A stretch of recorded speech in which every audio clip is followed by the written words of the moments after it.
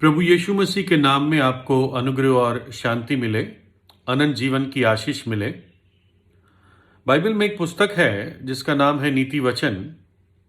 और अगर आप पृथ्वी के सबसे बुद्धिमान व्यक्ति होना चाहते हैं तो आप नीति वचन का एक अध्याय रोज पढ़ें। उसमें 31 अध्याय है और आप देखेंगे आप वास्तव में एक बुद्धिमान, बुद्धि और समझ से भरे हुए व्यक्ति बन जाओगे। नीति वचन में कई जगह मूर्खों के बारे में लिखा है।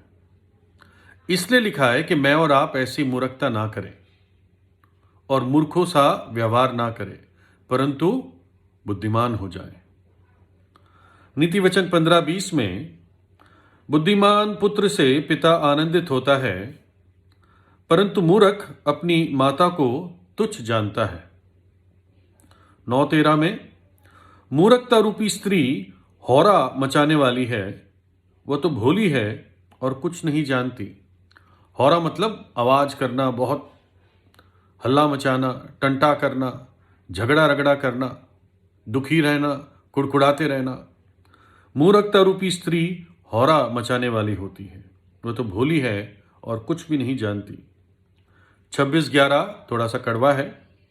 जैसे कुत्ता अपनी छांट को चाटता है, वैसे ही मूर्ख अपनी मूर्खता को दोहराता है।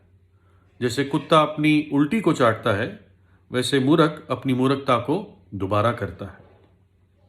सबोपदेशक 7:6 में क्योंकि मूर्ख की हंसी हांडी के नीचे जलते हुए कांटों की चरचराहट के समान होती है, यह भी व्यर्थ है। लेकिन सबसे बड़ा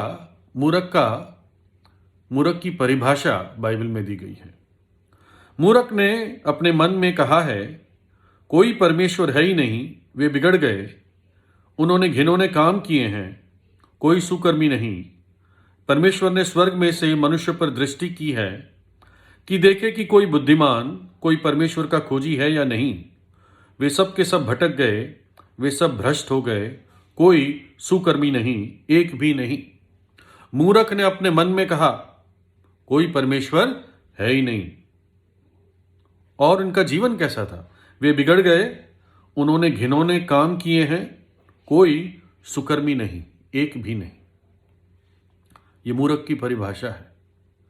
कहता है कोई परमेश्वर है ही नहीं। एक परमेश्वर का दास था, उसने किसी फोरम पर, प्लेटफॉर्म पर, यानी किसी इवेंट में उसने एक लेक्चर दिया और उस लेक्चर में उसने बाइबल के सत्य के बारे में बताया।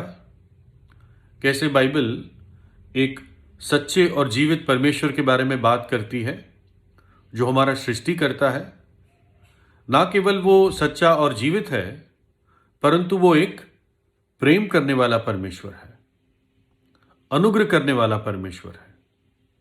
साथ ही साथ वो एक न्याय और पापों को सजा देने वाला परमेश्वर है।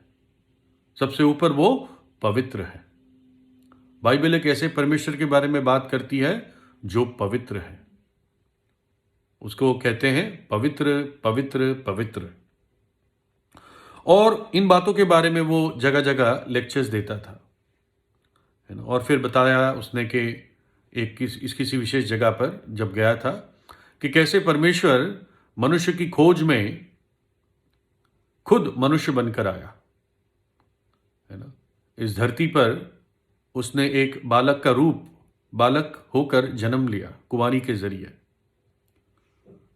है ना। एक गरीब घराने में पैदा हुआ, एक बढ़ाई का काम किया, 33 साल इस पृथ्वी पर जिया, अंधों को आंखें दी, गूंगों को बोली दी, मृतकों में जान डाली, कोढ़ियों को शुद्ध किया, लंगड़े चलने लगे, बहरे सुनने लगे, गूंगे बोलने लगे। अपने जीवन से, कार्यों से इस बात का सबूत दिया कि वो वास्तव में परमेश्वर है। और सबसे बड़ा कि उसने हमारे पापों के लिए अपने प्राण क्रूस पर दिए कि हम परमेश्वर की सजा के अधीन ना आए, परंतु उसके उस क्षमा को हम प्राप्त कर लें, पापों की क्षमा को प्राप्त कर लें। और उसने निचोड़ में यह कहा कि अगर कोई व्यक्ति परमेश्वर के इस प्रेम को इनकार करता है, तो वो व्यक्ति मूर्ख है। ऐसा नास्तिक व्यक्ति मूर्ख है। और अगर वो मुझे मिलेगा तो मैं 10 मिनट में उसको सबूत दूंगा कि वो मूर्ख है। तो इस प्रकार से उन्होंने अपना लेक्चर, मतलब मैंने तो थोड़ा निचोड़ ही बताया, उन्होंने ये लेक्चर पूरा किया। अगले दिन एक बहुत जेंटलमैन, मतलब अच्छा सूटेड बूटेड व्यक्ति उनके पास आया और उसने कहा कि इस परमेश्वर के दास को कल मैंने तुम्हारे लेक्चर को सुना और तुमने बताया कि तुम किसी भी नास्तिक को 10 मिनट में सबूत दे दोगे कि वो मूर्ख है। मैं चाहता हूं कि आप इस बात को करके दिखाएं। तो परमेश्वर के दास ने कहा, ठीक है, उस नास्तिक को मेरे सामने लाओ। बोला, मैं ही वो नास्तिक हूं।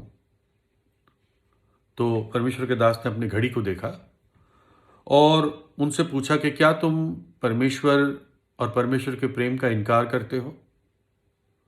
तो उसने कहा, तुम्हें मालूम नहीं है मैं कौन हूं, और अगर तुमने 10 मिनट में ये सबूत नहीं दिया कि मैं मूर्ख हूं तो मैं सब अखबारों में छपा दूंगा कि तुम सबसे बड़े झूठे हो। उसने कहा, ठीक है, आप ये बताइए, क्या आप परमेश्वर के प्रेम को, बाइबल के सत्य को क्या नकारते हो? क्या इसको कुछ नहीं समझते? उसने बोला, मैं कुछ नहीं समझता, और मैं पिछले 12 साल से खुद लेक्चर्स देता हूं कि बाइबल बकवास है, इसमें कुछ नहीं है, ये खाली है, खोखली है। तो उस व्यक्ति ने, परमेश्वर के दास ने उससे कहा, अच्छा, 12 साल से आप लेक्चर दे रहे हैं, और लेक्चर क्या दे रहे हैं कि बाइबल खाली है, खोखली है, और आपको 12 साल लग गए ये बात दिखाने के लिए, प्रचार करने के लिए, और अब तक आप कुछ सबूत नहीं दे पाए हो। तो क्या ये मूर्खता नहीं है कि जो चीज खाली है, खोखली है, कुछ नहीं है, उसके विरुद्ध आप 12 साल प्रचार करते रहे हो? क्या ये मूर्खता नहीं है? क्या ये मूर्ख की परिभाषा नहीं है? और वो जेंटलमैन गुस्सा होकर चला गया, और परमेश्वर के दास ने अपनी घड़ी देखी और 6 मिनट और बाकी थी। नीति वचन 14:9 में लिखा है, मूर्ख पाप का मजाक बनाते हैं। साधारण अनुवाद जो है, मूर्ख पाप का मजाक बनाते हैं, है ना? वो पाप को हल्की चीज लेते हैं, मजाक की चीज लेते हैं, सोचते हैं कुछ नहीं, ये तो लाइफस्टाइल है ना, इसके बिना जीने में क्या मजा है। लेकिन परमेश्वर का वचन कहता है गिनती 32:23 में कि इस बात का ध्यान रखना, निश्चित रहना, तेरा पाप तुझे ढूंढ निकालेगा। तेरा पाप तुझे ढूंढ लेगा, तू छिप नहीं पाएगा। पाप एक ऐसा कीड़ा है जो मरता नहीं है। नरक में भी वो कीड़ा नहीं मरेगा, वहां की आग नहीं बुझेगी और ये कीड़ा भी नहीं मरेगा। ये कीड़ा एक ही तरह से मर सकता है, पाप को मान लेने से और प्रभु यीशु के चरणों पर आकर पश्चाताप करके उसके लहू से धुलने के द्वारा ये कीड़ा मर सकता है, दूर हो सकता है। इसलिए आज प्रभु यीशु से प्रार्थना करें, है ना, मूर्खता ना करें, अपने पापों को मान लें, और जो अनंत जीवन वो सेतमेत देता है, फ्री गिफ्ट देता है, उसको अपना लें। परमेश्वर आपसे प्रेम करता है। प्रभु आपको आशीष दे।